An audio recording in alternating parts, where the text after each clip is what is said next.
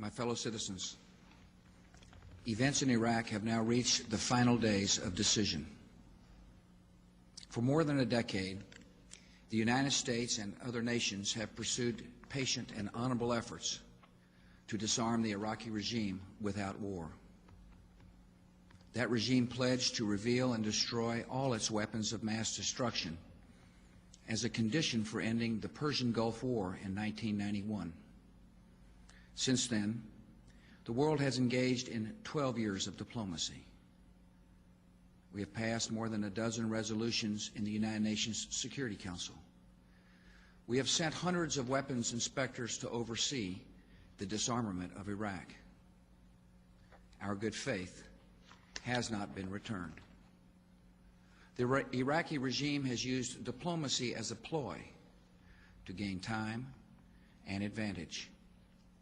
It has uniformly defied Security Council resolutions demanding full disarmament.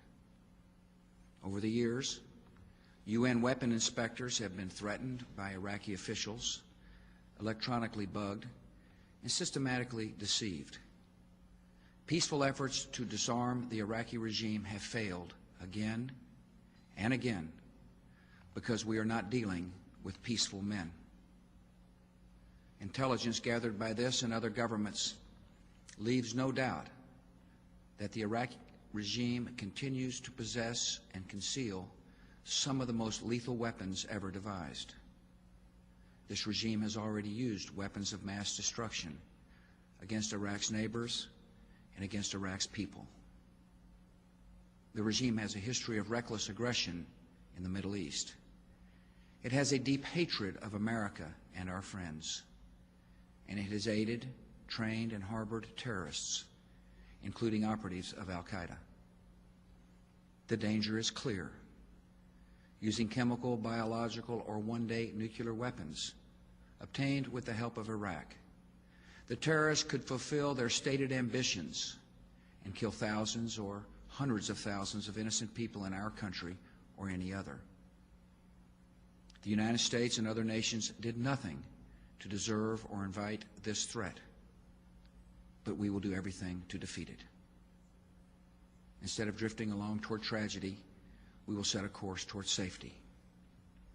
Before the day of horror can come, before it is too late to act, this danger will be removed.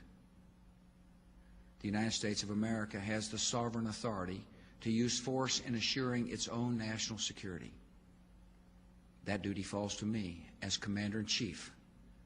By the oath I have sworn, by the oath I will keep. Recognizing the threat to our country, the United States Congress voted overwhelmingly last year to support the use of force against Iraq. America tried to work with the United Nations to address this threat because we wanted to resolve the issue peacefully. We believe in the mission of the United Nations. One reason the UN was founded after the Second World War was to confront aggressive dictators actively and early, before they can attack the innocent and destroy the peace. In the case of Iraq, the Security Council did act in the early 1990s. Under Resolutions 678 and 687, both still in effect, the United States and our allies are authorized to use force in ridding Iraq of weapons of mass destruction. This is not a question of authority. It is a question of will. Last September, I went to the UN General Assembly and urged the nations of the world to unite and bring an end to this danger. On November 8th, the Security Council unanimously passed Resolution 1441, finding Iraq in material breach of its obligations and vowing serious consequences if Iraq did not fully and immediately disarm. Today, no nation can possibly claim that Iraq has disarmed, and it will not disarm so long as Saddam Hussein holds power. For the last 4.5 months, the United States and our allies have worked within the Security Council to enforce that Council's long-standing demands. Yet some permanent members of the Security Council have publicly announced they will veto any resolution that compels the disarmament of Iraq. These governments share our assessment of the danger, but not our resolve to meet it. Many nations, however, do have the resolve and fortitude to act against this threat to peace. And a broad coalition is now gathering to enforce the just demands of the world. The United Nations Security Council has not lived up to its responsibilities, so we will rise to ours. In recent days, some governments in the Middle East have been doing their part. They have delivered public and private messages urging the dictator to leave Iraq so that disarmament can proceed peacefully. He has thus far refused. All the decades of deceit and cruelty have now reached an end. Saddam Hussein and his sons must leave Iraq within 48 hours. Their refusal to do so will result in military conflict, commenced at a time of our choosing. For their own safety, all foreign nationals, including journalists and inspectors, should leave Iraq immediately. Many Iraqis can hear me tonight in a translated radio broadcast, and I have a message for them.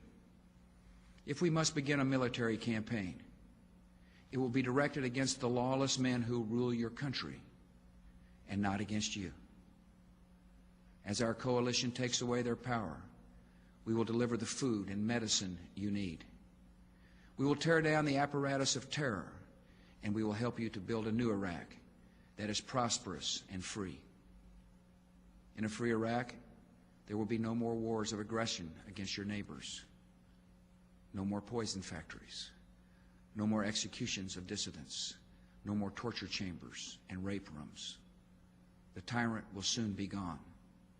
The day of your liberation is near. It is too late for Saddam Hussein to remain in power.